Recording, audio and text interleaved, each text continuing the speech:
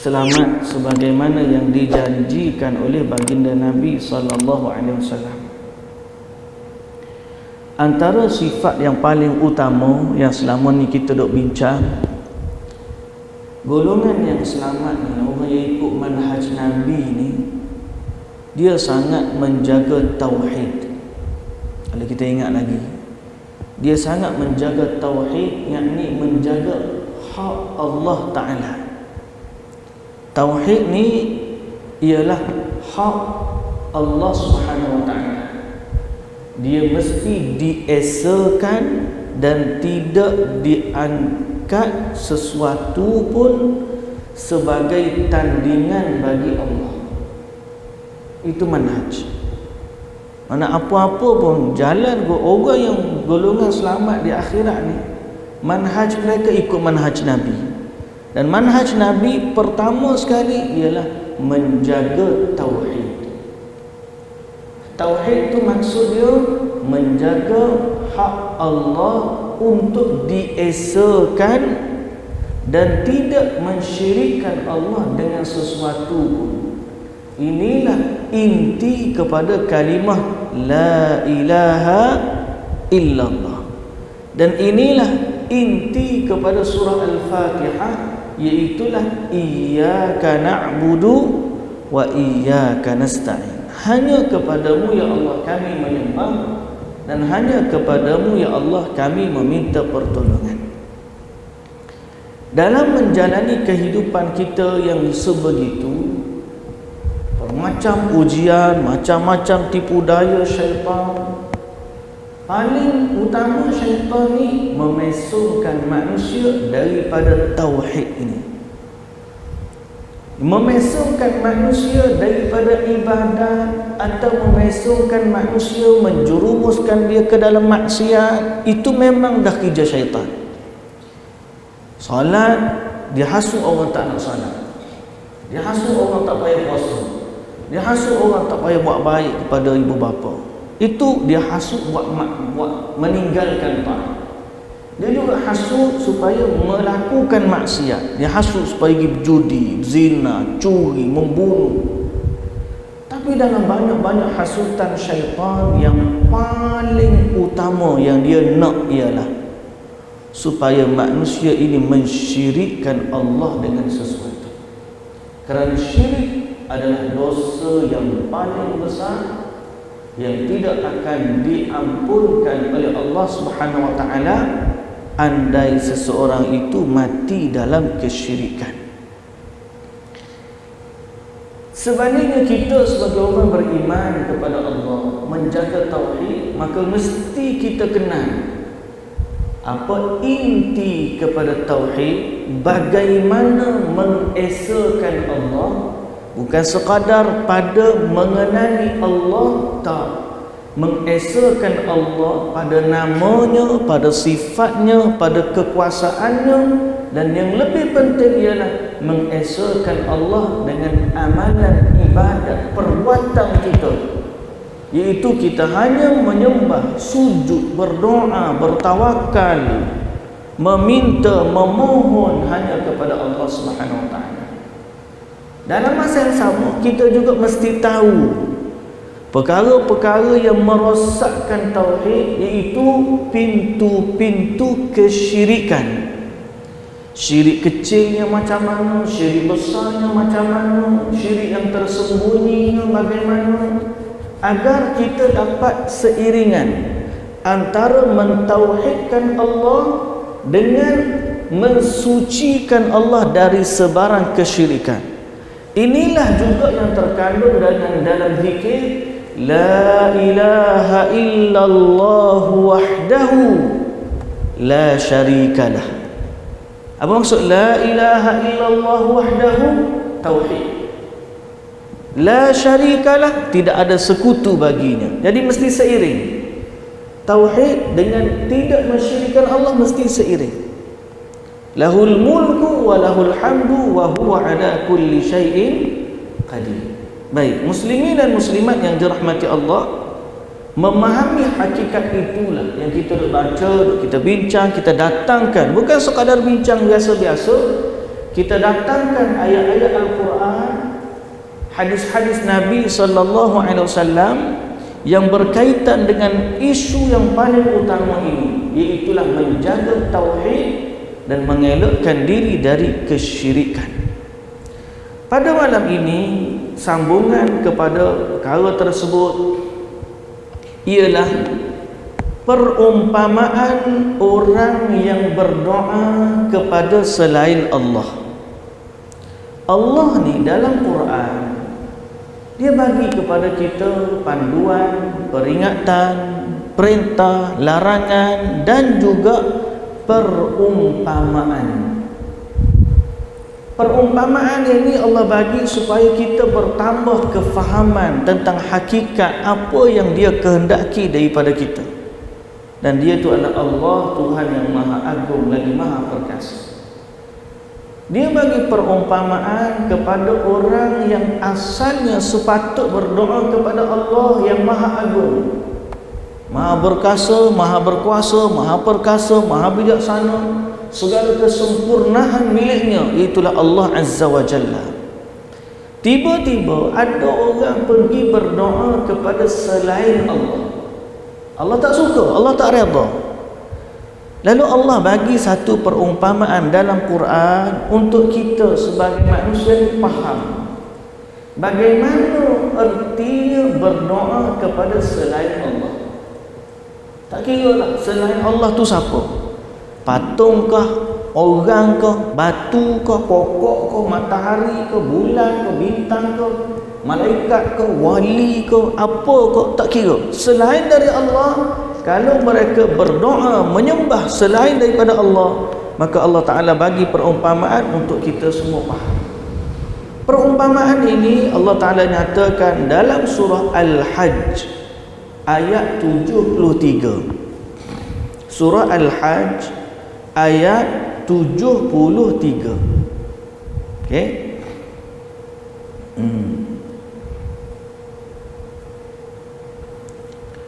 Dan Allah Ta'ala juga sebut dalam surah Ar-Ra'du ayat 14. Allah Ta'ala juga sebut dalam surah Ar-Ra'du ayat 14. Jadi kita akan baca dua ayat ini pada hari ini untuk memahami perumpamaan yang Allah bagi tahu kepada kita apa artinya berdoa kepada selain Allah.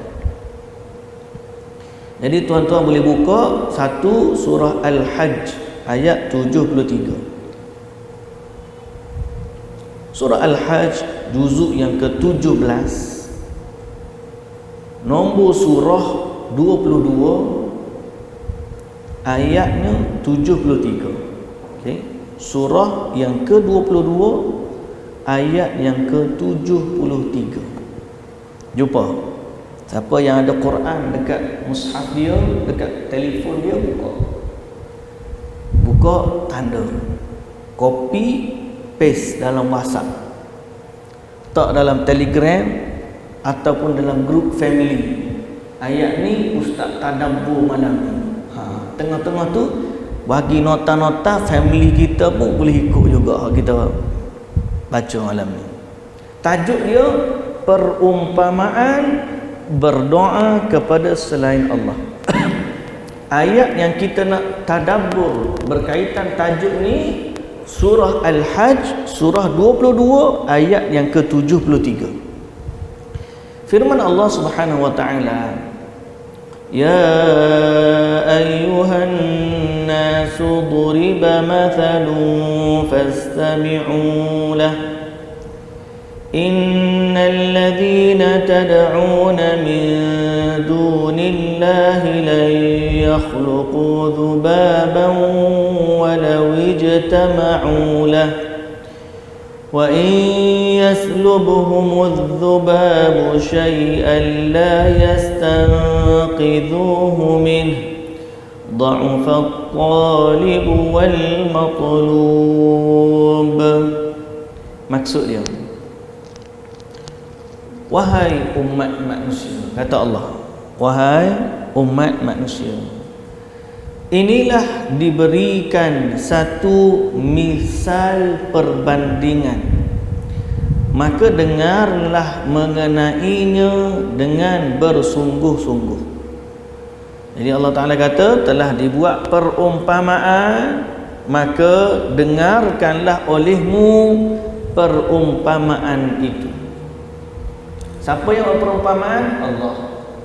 Kata Allah, sesungguhnya segala yang kamu seru selain Allah, segala, bagilah segala yang Allah sembah selain daripada Allah. Tuan-tuan ambil siapa saja, dewa mana orang sembah, patung mana orang sembah, batu mana orang sembah, objek mana orang sembah, semua sesuatu yang disembah selain Allah. Allah Ta'ala kata apa? Sekali-kali tidak dapat menciptakan seekor lalat, walaupun mereka bersatu untuk menciptakannya. Jadi Allah nak banding kekuasaan. Kalau mu sembah selain daripada Allah, Allah ni siapa? Allah ni Tuhan yang berkuasa mencipta segala sesuatu. Langit, bumi, matahari, bulan, bintang, seluruh alam cakrawala ni, seluruh alam semesta ni adalah makhluk ciptaan Allah. Kita, binatang, haiwan, pokok, batu bata, sungai, gunung ganang, semuanya makhluk ciptaan Allah. Tiba-tiba ada orang sembah selain Allah. Allah Ta'ala kata, yang disembah selain Allah tu, dia tidak ada kuasa menciptakan walaupun seekor lalat. Jadi banding, siapa Tuhanmu sebenarnya? Kalau mencubur Tuhan cipta Allah, sembah Allah, Allah ni Tuhan yang Maha Agung. Kalau kamu berpindah kepada selain Allah, sorry to say lah, kalau bahasa lembut lah tu sorry to say tu, tapi nak katakan secara hakiki, Allah Ta'ala kata mereka yang disembah selain Allah ni tak mampu mencipta walaupun seekor lalat. Bahkan sekiranya mereka berpakat, tuan-tuan ambil semua teknologi yang ada pada manusia hari ni, ambil NASA yang ada di US, ambil teknologi China, ambil teknologi Rusia, India, Europe, ambil semua sekali teknologi ni, Allah cabar satu, kamu buat cipta seekor lalat. Kita kalau tuan-tuan kalau berasa nak kagum lagi, balik ni Google kejadian seekor lalat dari kacamata saintisnya macam mana. Dia punya kakinya, bulu, sensor dia tu dahsyat. Mata dia lagi dengan sensor dia 360 darjah. Dahsyat. Sayapnya kecil, sebelahnya ada racun, sebelahnya ada ubat. Dahsyat lah, bukan benda main-main. Lepas tu dia bukan ada darah, tak ada. Jadi semua ni Allah Ta'ala kata bagi satu lalat untuk bagi tahu lemahnya selain Allah sebagai Tuhan. Lepas tu kita mau beriman, jagalah tauhid. Hari ini manusia tidak memandang tauhid ini sebagai isu utama. Saya kata isu utama tu sebab apa? Sebab kadang-kadang dia tak menilai Allah dengan sebenar-benar penilaian, dan boleh saja dia puji dan puja sesuatu daripada makhluk dengan puji-pujian dan puja-pujaan yang sepatutnya hanya layak bagi Allah Subhanahu Wa Taala. Even kalau tengok cerita Hindustan, lagi dahsyat Tuhan bagi mereka. Cerita Hindustan lagi dahsyat. Siapa dia kata kepada musuh dia, "Hei, dah gede. Tuhan pun tak boleh tolong kalau aku nak bisnasakan kamu. Dia punya ayat tu ayat syirik tu. Tahu tak tengok cerita ni Ustaz? Dia punya ayat tu Tuhan pun tak boleh tolong. Kalau aku nak tolong Tuhan pun tak boleh tolong. Dahsyat dia punya ayat. Lekehnya Tuhan pada dia. Padahal Allah Ta'ala bandingkan sesembahan selain dari Allah ni, kuasa dia saya kuala tak boleh cerita. Bandingkan dengan Allah. So ambil Tuhan yang kamu sembah dengan Tuhan yang sebenar, the real God, the true God, Allah Subhanahu Wa Ta'ala. Dia ni langit, bumi, matahari, bulan, bintang, gunung, sungai, pokok, batu, haiwan, kita, air, semua makhluk organisme, semua perkara Allah Ta'ala cipta. Kuasa dia kun fayakun. Tiba-tiba pergi tinggal Tuhan ni, pergi sembah Tuhan hak tak mampu mencipta walau seekor lalat. Make sense?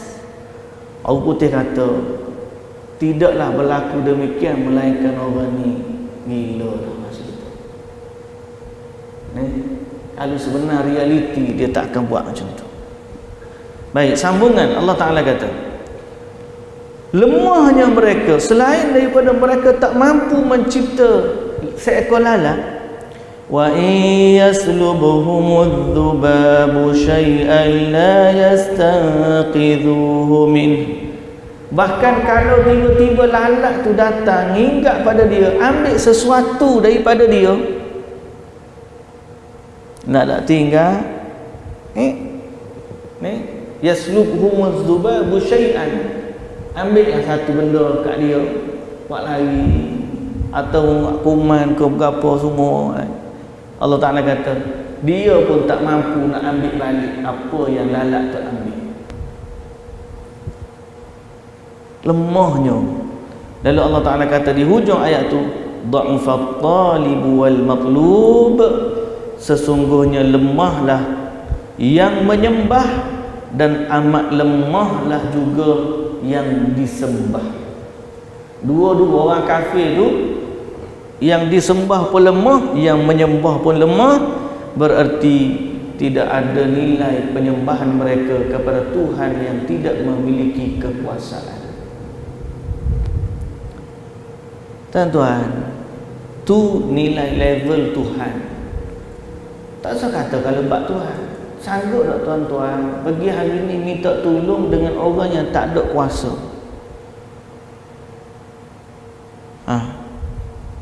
Tuan-tuan nak duit, contohlah ni, minta derma. Pergi minta derma dengan orang yang tak ada duit. Agak-agak tuan-tuan boleh tak duit? Tak ada. Minta kesihatan dari orang yang tidak mampu memberikan kesembuhan. Minta projek dengan orang yang tidak memiliki kekuasaan. Mari seorang, mari jumpa ustaz. Saya ustaz lah, contoh ustaz. Jauh Ustaz, biar saya dapat projek bilion-bilion. Saya tengok ke dia, bila masa pula aku ada projek bilion-bilion. Dah, ada untung tak dia mari minta dengan saya? Tak ada, sebab saya tidak ada apa-apa makna pun pada projek bilion-bilion. So begitulah sembahan selain dari Allah, nilainya sangat hina di sisi Allah Subhanahu Wa Ta'ala. Lalu Allah menyeru kepada segenap umat manusia agar mendengarkan perumpamaan agung yang telah Allah buat, dengan mengatakan bahawa, bahasa mudah, sesungguhnya para wali, orang soleh serta yang lainnya yang kamu duduk berdoa kepadanya agar menolong kamu saat kamu berada dalam kesulitan, sungguh mereka tidak mampu melakukannya, meskipun sekadar menciptakan makhluk yang sangat kecil pun mereka tidak mampu. Menciptakan seekor lalat sebagai contoh, Bahkan jika lalat itu mengambil dari mereka sejemput makanan atau minuman pun mereka tidak mampu merebutnya kembali. Ini merupakan bukti asas kelemahan mereka, juga kelemahan lalat. Jika demikian halnya, bagaimana mungkin engkau berdoa kepada mereka sebagai sesembahan selain Allah?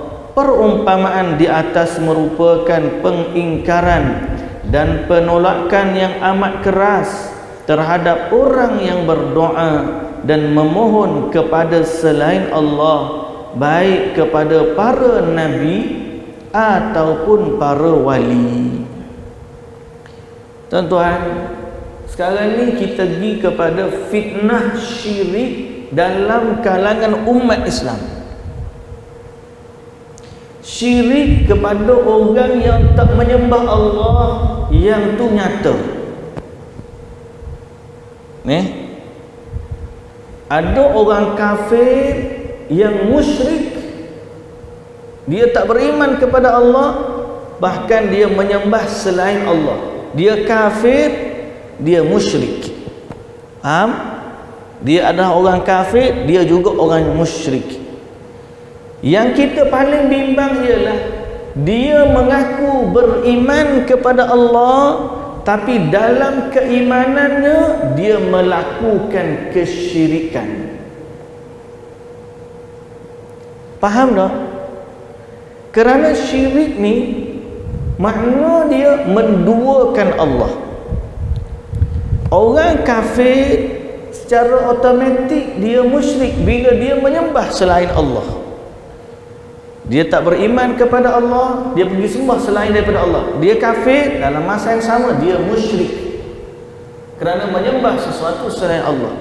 Yang kita paling bimbang ialah orang ni Muslim, mengaku beriman kepada Allah, tapi dia melakukan amalan-amalan mensyirikkan Allah. Boleh berlaku tak? Boleh berlaku atau tak boleh berlaku? Jawapan dia boleh.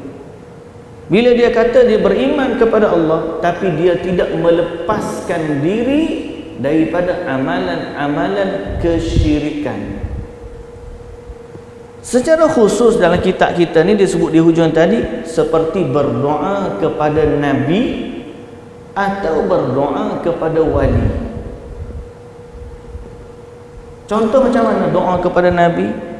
Dia doa, wahai Nabi, bantulah kami. Wahai Nabi, kurniakanlah rezeki kepada kami. Wahai Nabi, tak kira Nabi mana. Nabi itu kan makhluk, dia bukan Tuhan.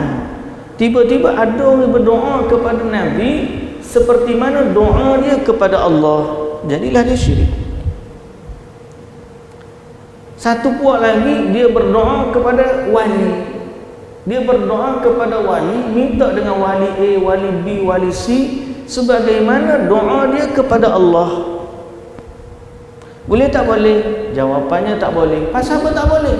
Iyyaka na'budu wa iyyaka nasta'in. Hanya kepadamu ya Allah kami menyembah, dan hanya kepadamu ya Allah kami minta pertolongan. Itu ayat yang menjadikan kita sangat-sangat jaga. Pasal apa? Kalau kita letak indikator tadi, Allah Ta'ala sebut memang betul. Apakah seorang Nabi berkuasa mencipta seekor lalat? Tak ada. Apakah seorang Nabi mampu untuk mengembalikan sesuatu yang diambil oleh lalat? Tak mampu.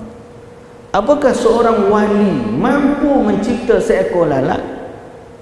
Tak mampu. Apakah seorang wali mampu untuk mengembalikan apa yang diambil oleh lalat daripadanya? Tak mampu. Jadi why? Sebaliknya Allah Ta'ala kata, berdoalah kepadaku, kata Allah, wa qala rabbukum ud'uni astajib lakum. Yang inilah yang kita jaga sangat-sangat muslimin dan muslimat.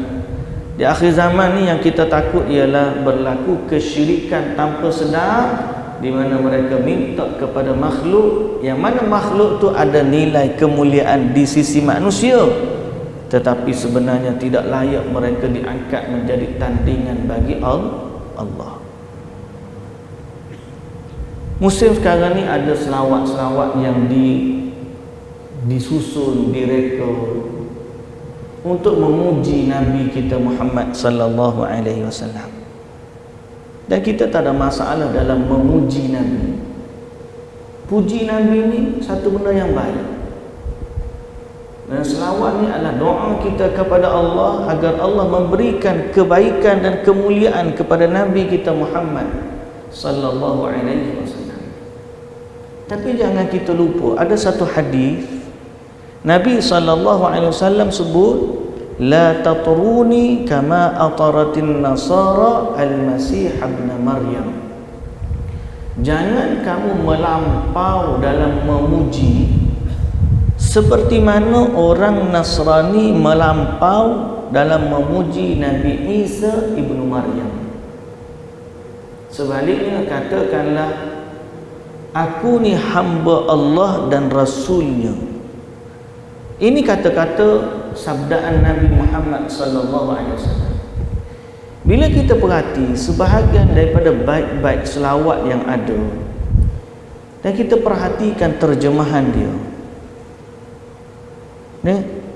seperti contoh, Nabi mengetahui rahsia dan segala yang tersembunyi. Nabi dia tahu yang rahsia dan tersembunyi.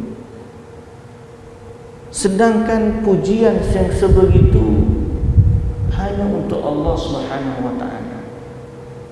Atau orang kata Nabi itu dengan dia tertunai segala hajatku, tercapai segala cita-citaku. Dengan dia segala kesusahan akan jadi mudah. Dengan Nabi itu apa lagi? Dialah penyembuh sakitku. Dialah yang memberi kesihatan kepada tubuhku. Mencintai Nabi betul. Tapi kalau dalam puji-pujian yang sebegitu, sebenarnya kalau kita perhalusi, pujian itu layak untuk Allah Subhanahu wa taala. Yang menunaikan hajat kita Allah, yang memakbulkan, yang mengkabulkan cita-cita kita Allah, yang memberi sihat kepada kita Allah, yang memberikan penyembuhan kepada penyakit kita Allah. Jadi benda-benda macam ni, muslimin dan muslimat yang dirahmati Allah, kalau kita ada sikap wara', berhati-hati, maka kita sangat hati-hati kerana ia melibatkan hak yang ada pada Allah Subhanahu wa taala. Dan Allah tidak redha untuk dia disyirikkan dengan sesiapa pun, sehingga Nabi sallallahu alaihi wasallam. Walau Nabi sallallahu alaihi wasallam. Tuan-tuan, kita pernah ingat tak saya sebut tentang bahaya syirik? Kalau orang yang tak berasa besarnya syirik, dia kena tahu dosa syirik ni seandainya dalam kurungan berlaku pada seorang nabi. Perhati molek ayat ni. Seandainya dosa syirik ni berlaku pada seorang nabi, amalan nabi tersebut juga akan terbatal. Bukan kita je. Siapa kata? Tuan-tuan tengok ayat Quran. Allah kata. Sebab tu kita kata bahaya benda ni. Syirik ni bahaya. Saya baca satu ayat Quran.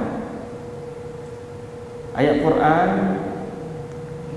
fala taj'alu lillahi andadan wa antum ta'lamun. Allah Ta'ala kata, janganlah kamu jadikan bagi Allah sekutu dalam keadaan kamu mengetahui. Kita kata, alah, ustaz kata takkan benda tu syirik. Ustaz ni sikit-sikit syirik, sikit-sikit syirik. Saya ni tuan-tuan, Bukan saja-saja nak kata tu. Dalam ayat fala taj'alu lillahi andadan wa antum ta'lamun, seorang sahabat yang menjadi turjumanul Quran, orang yang paling alim tentang ilmu tafsir, iaitulah sahabat Nabi yang namanya Abdullah ibnu Abbas radhiyallahu anhu. Abdullah bin Abbas dalam menafsirkan ayat tu, dia kata, maka jangan kamu katakan, termasuk daripada syirik, jangan kamu katakan, oh, rumah kita ni selamat daripada pencuri sebab adanya anjing fulan bin fulan. Tuan-tuan tahu, faham tak ayat tu? Di saat seorang kata selamat rumah kita ni, nasib baik ada anjing tu, Ibnu Abbas kata perbuatan tersebut boleh jatuh kepada syirik. Pasal apa? Meletakkan manfaat itu kepada makhluk yang tidak berkuasa. Itu Ibnu Abbas. Kita ni, kalau orang cerita bab syirik, kita macam alah sikit lah, biasa lah, bukan benda untuk tu, jangan take serius sangat. Ya salam, muslimin dan muslimat yang dirahmati Allah, syirik ni andai berlaku kepada seorang nabi, title nabi pun tak boleh selamatkan dia. Tak percaya? Tuan-tuan buka Al-Quran, kita kembali kepada satu surah, iaitulah surah Al-An'am. Dalam surah Al-An'am juzuk yang ke-7 ayat 88. Okey,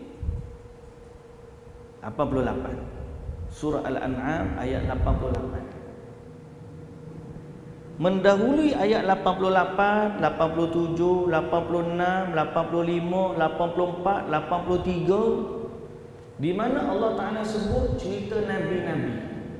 Bermula Nabi Ibrahim alaihissalam, Nabi Ishaq, Nabi Yaqub, Nabi Nuh, Nabi Daud, Nabi Sulaiman, Nabi Ayub, Nabi Yusuf, Nabi Musa, Nabi Harun, Nabi Zakaria, Nabi Yahya, Nabi Isa, Nabi Ilyas, Nabi Ismail, Nabi Ilyasa, Nabi Yunus, Nabi Lut. Ada 18 orang Nabi yang Allah Ta'ala sebut dalam ayat ini.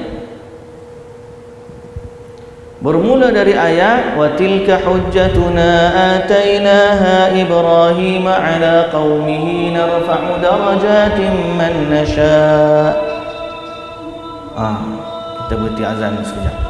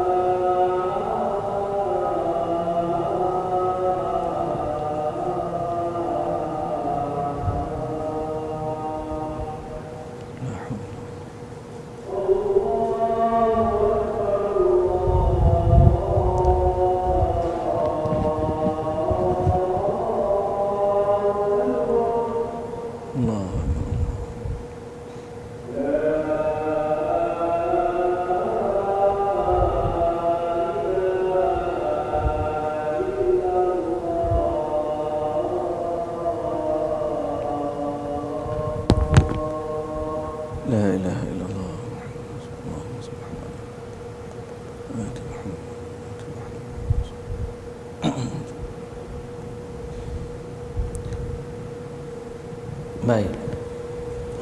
Muslimin dan muslimat yang dirahmati Allah Subhanahu wa taala sekalian. Jadi mari kita perhatikan sama-sama ayat Quran surah Al-An'am.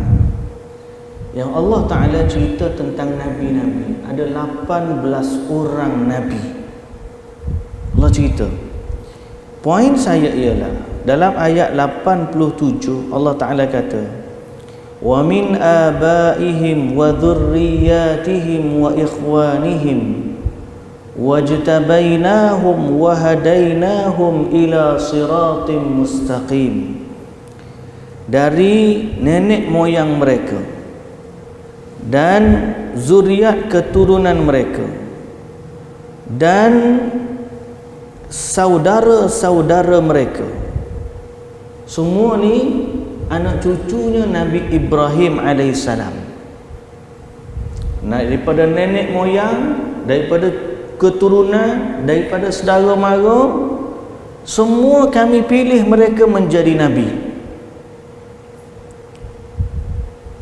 Allah Ta'ala kata wajtabainahum, kami pilih mereka, wahadainahum, kami bagi hidayah kepada mereka, ila siratim mustaqim, kepada jalan yang lurus.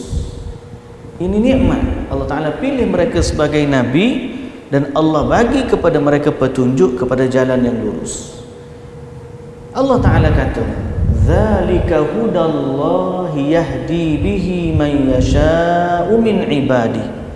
Itulah dia hidayah yang Allah Ta'ala kurniakan kepada siapa yang dia kehendaki dari hamba-hambanya. Penghujung ayat ni Allah Ta'ala kata apa? Walau asyraku, sekiranya mereka melakukan kesyirikan. Sekiranya mereka melakukan kesyirikan. Siapa ni? Para nabi. La habita anhum ma kanu ya'malun, nescaya akan binasalah segala apa yang telah mereka kerjakan. Maksudnya apa tuan-tuan? Bahayanya syirik ni, andai kita tak kata nabi-nabi tak ada syirik, tidak, tapi Allah bagi tahu ayat ni, seandainya dosa syirik ni berlaku dari seorang nabi atau dari keturunan nabi, nescaya segala amalan mereka itu akan binasa. Pak kita yang tidak, kita orang biasa, lagilah patut kita takut kepada syirik ni. Nabi Ibrahim alaihissalam, dia nabi, dia doa, Rabbij'alni apa? Wa junubni wa baniya an na'budal asnam. Ya Allah, jauhkanlah aku dan jauhkanlah zuriat keturunanku dari menyembah berhala, kata Nabi Ibrahim alaihissalam. Jadi muslimin dan muslimat yang dirahmati Allah, takutlah kepada kesyirikan. Ayat yang kedua yang kita nak baca tadi, perumpamaan yang kedua bagi orang yang berdoa kepada selain Allah. Perumpamaan pertama tadi nak tunjuk yang didoa itu tidak mampu memberikan sedikit pun kebaikan kepada mereka. Ayat yang kedua saya dah sebut di awal kuliah tadi, iaitulah surah Ar-Ra'du ayat 14. Cuba tuan-tuan buka surah Ar-Ra'du ayat 14. Okey, surah Ar-Ra'du dalam juzuk yang ke-13. Nombor surah pun surah ke-13. Nombor ayat tadi ayat 14 kan? Nombor ayat yang ke-14. Apa kata Allah Subhanahu wa taala? Lahu da'watul haqq walladzina yad'una min dunihi la yastajibuna lahum bi syai'in إلا كباسط كفيه إلى الماء ليبلغ فاه وما هو ببالغه وما دعاء الكافرين إلا في ضلال. Maksud dia, kuasa menerima ibadat yang benar adalah tertentu milik Allah. Hak menerima ibadat yang benar ni hak siapa? Hak Allah. Jadi kalau orang nak berdoa ni, siapakah yang berhak dengan doa kita? Allah. Lahu da'watul haqq. Milik Allah lah ibadat kita.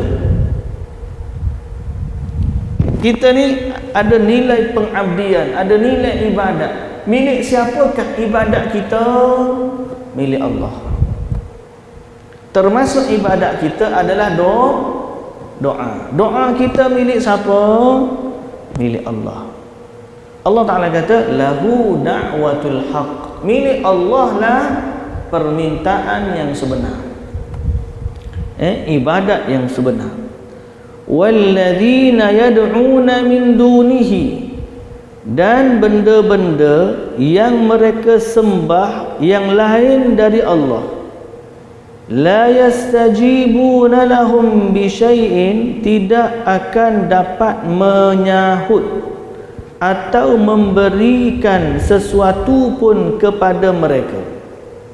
Kalau kita doa kepada selain Allah, yang didoakan itu pertama tidak boleh menyahut pun doa mereka, nak jawab pun tak boleh, dan tidak boleh memberikan kepada mereka apa yang mereka minta. Illa kabasiti kaffaihi ilal ma', kecuali seperti orang yang membentangkan kedua tapak tangannya kepada air supaya air sampai ke mulutnya. Dia nak minum air, dia hola tangan untuk ambil air minum. Allah Ta'ala bagi contoh. Ada orang dia nak minum air, dia tak ada tangan. Dia tak ada tangan, dia ambil air, dia cedok, dia minum. Betul tak? Tapi orang ni dia kata illa kabasiti kaffaihi ilal ma' liyablugha fahu. Dia nak ambil air tu masuk dalam mulut dia, wa ma huwa bibalighi, sedangkan dia tak sampai pun kepada air. Tak bayang orang tak ada tangan nak minum air, dia minta air, ambil dalam mulut dia. Isunya tangan yang dia hola ni tak sampai pun ke sumber air. So bila tangan tu tak sampai ke sumber air, agak-agak air tu dia boleh minum ke tak boleh minum?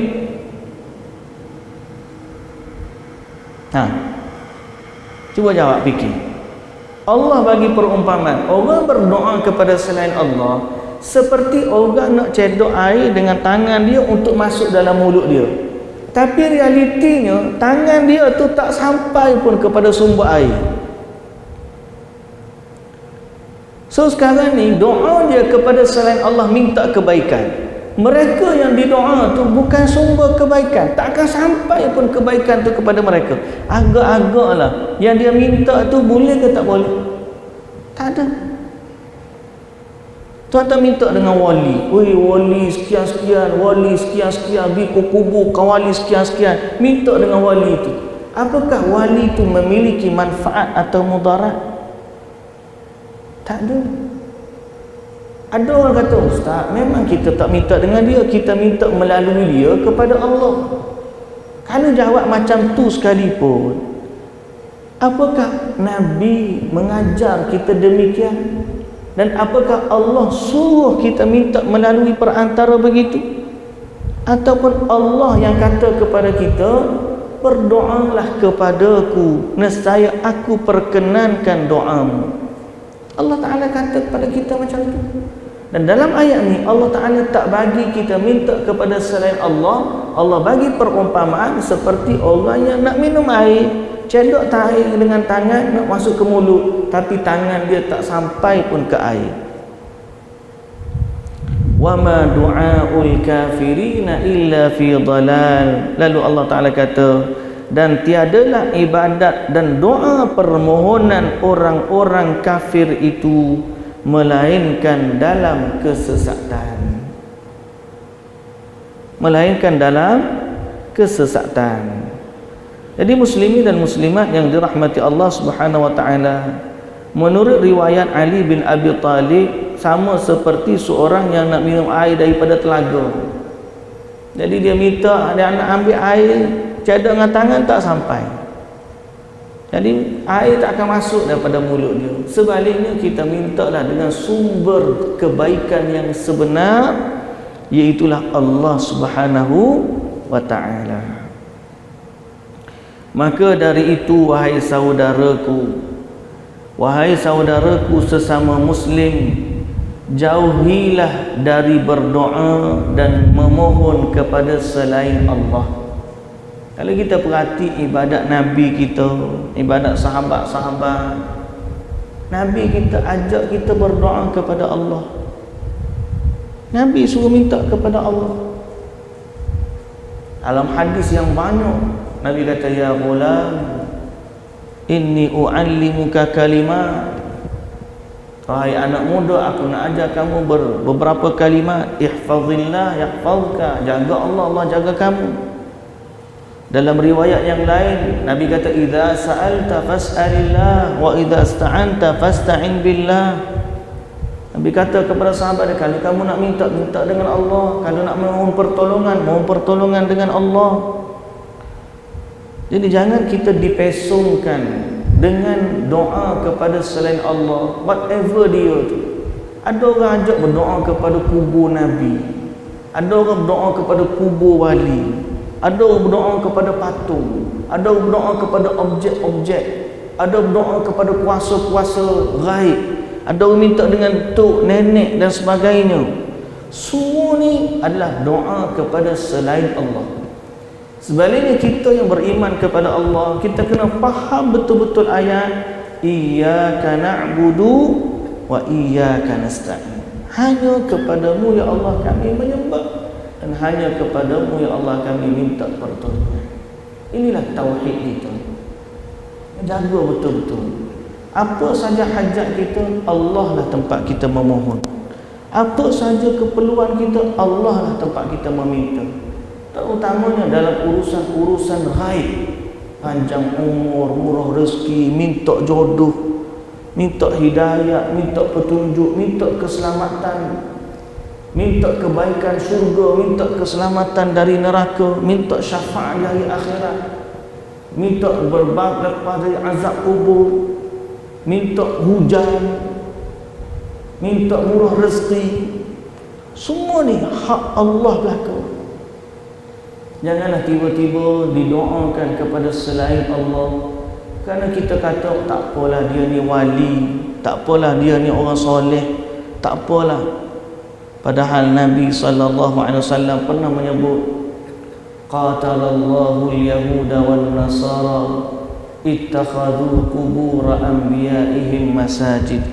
Semoga Allah membinasakan Yahudi dan Nasrani kerana mereka menjadikan kubur nabi-nabi mereka sebagai tempat sujud. Nabi Muhammad SAW kata macam tu. Kalau kita dah baca bagaimana pendeta Yahudi dan Nasrani dikatakan sebagai sekutu bagi Allah, padahal mereka tak semua, tapi mereka buat syirik dalam ketaatan. Muslimin dan muslimat yang dirahmati Allah, semoga Allah Ta'ala jaga agama kita, jaga iman kita, jaga tauhid kita, dan hati-hatilah, kerana sesungguhnya nilai keimanan dan tauhid ini sangat penting. Dan kita juga kena sedar bahawa syirik membatalkan semua amalan. Walaupun orang itu adalah seorang Nabi, lalu kita kena faham betul-betul apa itu kesyirikan dan pintu-pintunya, jenis-jenisnya, syirik besarnya macam mana, syirik kecilnya macam mana, dan paling Nabi bimbang ialah syirik yang tersembunyi. Sehingga kata Abdullah ibn Abbas, halusnya syirik ni orang tak sedar, tak tahu. Kadang-kadang dia terlibat dalam syirik padahal dia tak tahu. Kerana syirik ni lebih sukar untuk dikenali berbanding semut yang berwarna hitam berjalan di atas batu hitam di malam yang gelap gulita. Kalaulah tidak kerana panduan dari Allah, berpandukan Al-Quran dan juga As-Sunnah, payah untuk kita selamat daripadanya. Semoga Allah Ta'ala melindungi iman dan menjaga tauhid kita semua. Wallahu ta'ala alam. Subhanakallahumma wa bihamdika asyhadu an la ilaha illa anta astaghfiruka wa atubu ilaik. Aqulu qawli hadha wa astaghfirullahal azim li wa lakum. Wassalamu alaikum warahmatullahi wabarakatuh.